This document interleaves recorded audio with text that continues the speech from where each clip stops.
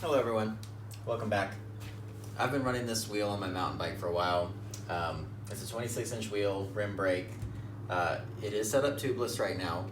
I use Gorilla Tape and some stands, but I don't know if you can tell, but with this setup, I've had a lot of just leakage issues all around the bead, and it's just been continuously leaking sealant. You can really see on this side, all that just nastiness around here. So that's really frustrating to me. Now, I've been having a lot of issues just with Gorilla Tape, tubeless in general. So today I'm going to try something that I've been wanting to try for a while. I'm going to try the split tube tubeless method. So I'm going to take a 20-inch tube, air it up, put it on this 26-inch rim, split it down the middle, and then mount this tire up tubeless using that tube as a rim strip. This is not as popular of a method, but I've seen it done a few times, and I've always been curious about doing it, so we're going to give it a try today.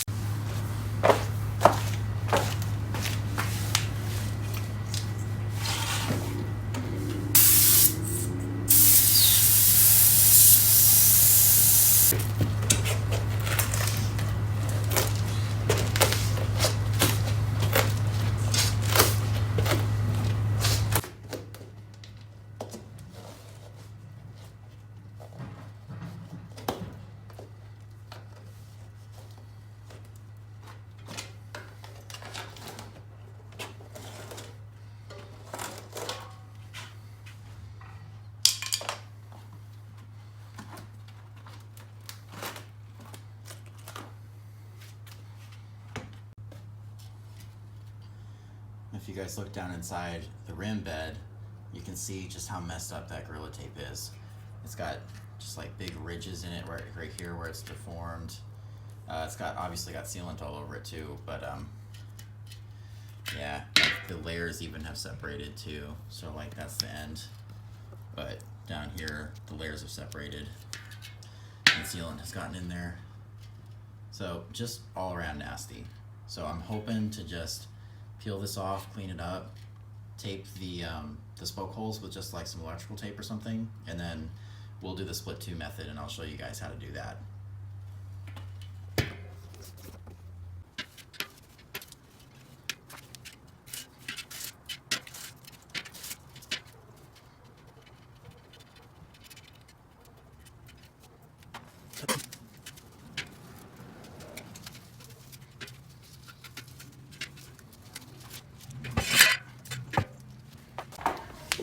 All right, I'm gonna clean the rim bed off with some denatured alcohol.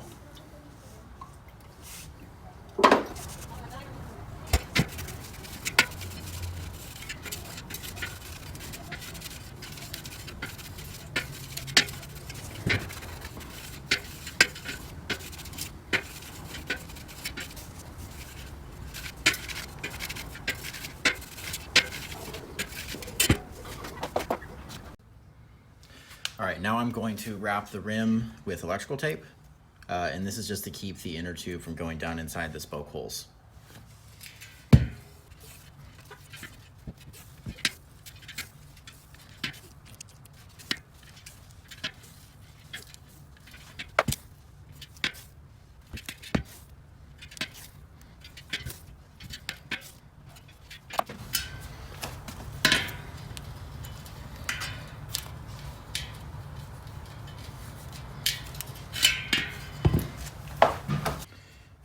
And find the valve stem hole, and we'll poke a hole in that tape.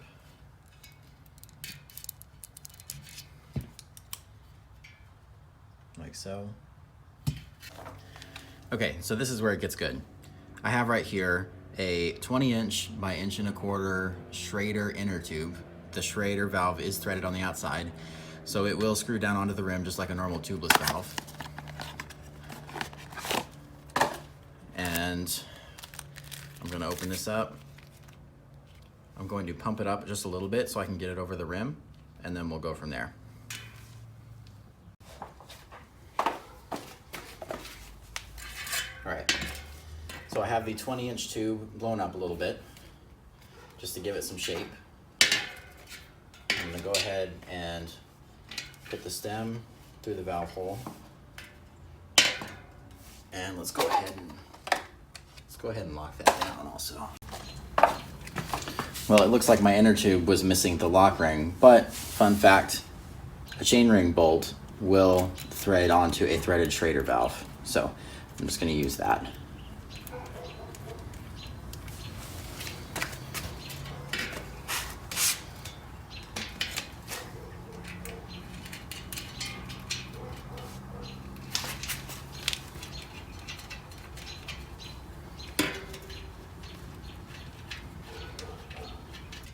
Okay, now I'm just going to stretch the inner tube over the rim.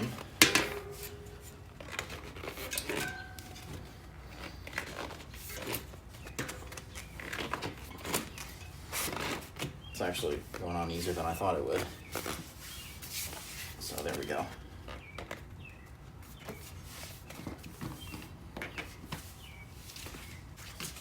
All right, now that the inner tube is sitting on the rim, I'm just gonna take an X-Acto knife and I'm just gonna split it right down the middle. And when you do this, be really careful not to poke through the other side of the inner tube, because that will just kind of ruin the whole thing.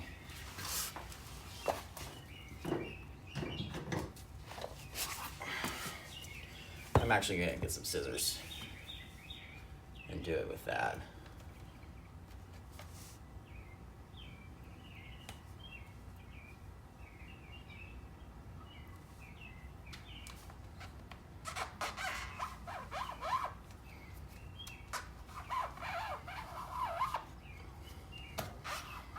And try to keep your scissors in the middle of the tube, because you want enough material on both sides for the inner tube to go up on the rim bed and on top of the rim.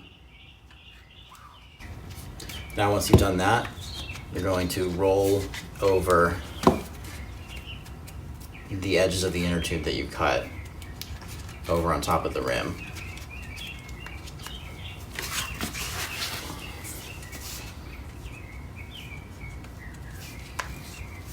It may be kind of hard to get them over.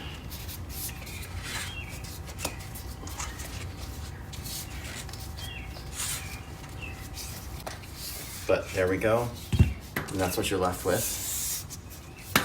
Now push the inner tube down inside the rim bed.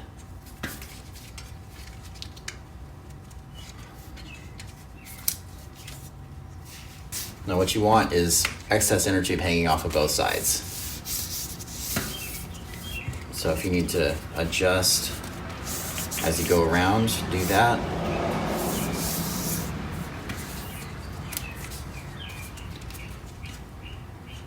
But I think we're good right here.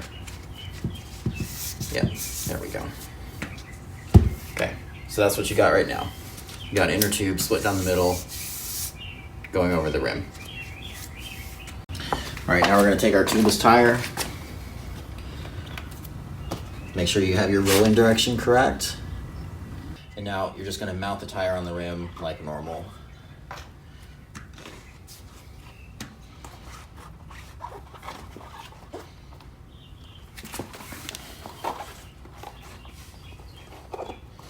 While you're mounting it, make sure that the inner tube stays on the rim and doesn't get pulled over by the bead of the tire.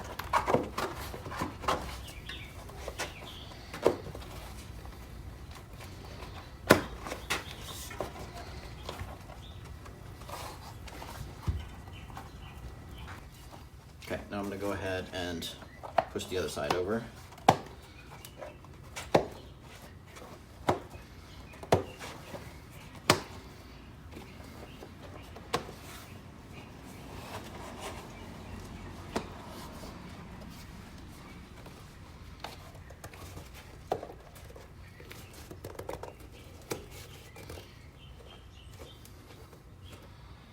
try not to use a tire lever unless you absolutely have to, because you don't want to ding up this inner tube surface right here.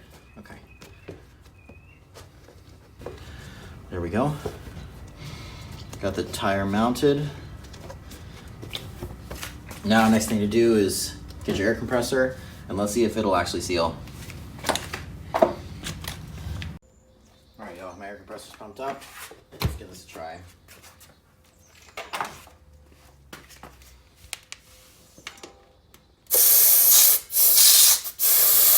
Nope, that did not work.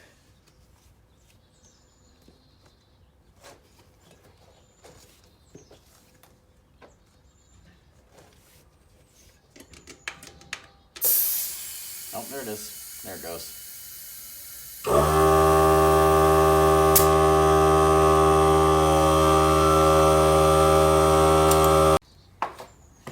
Alright, well, now that I know that it seals up and that the bead will mount, I'm going to deflate it and add some sealant, and then we'll pump it up and we'll cut the rest of this inner tube off.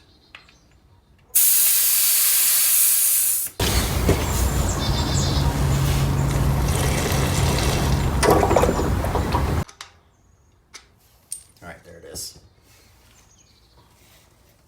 We'll just pop that bead on one more time and then spread that sealant around in there.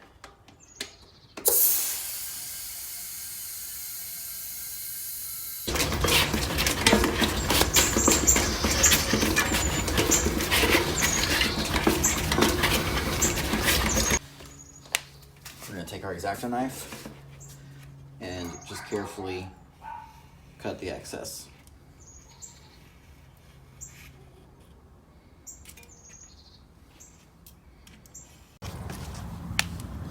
Alright guys, I have the excess inner tube cut off and it looks pretty good to me. I mean, you can see the inner tube, but you can barely tell that it's there. It's still holding air great, but you know, with any tubeless setup, only time will tell. So I'm gonna give it a day and then we'll check on it in the morning, and then we need to probably take it for a ride and see how it holds up. Sound good? Let's do it. All right guys, it's actually 2 days later since I actually installed this tire, but it's looking great. It hasn't lost any air. I didn't measure the pressure when I first inflated it, and I probably should have, but just feeling it, I don't think it's lost any pressure at all. And of course there's no leaking around the rim either. So I'm gonna leave it here at that. I will have to do some update videos in the future about how this setup holds up, but so far I think it's gonna be great, and I'm excited to get out and ride it when the trails dry up. See y'all next time.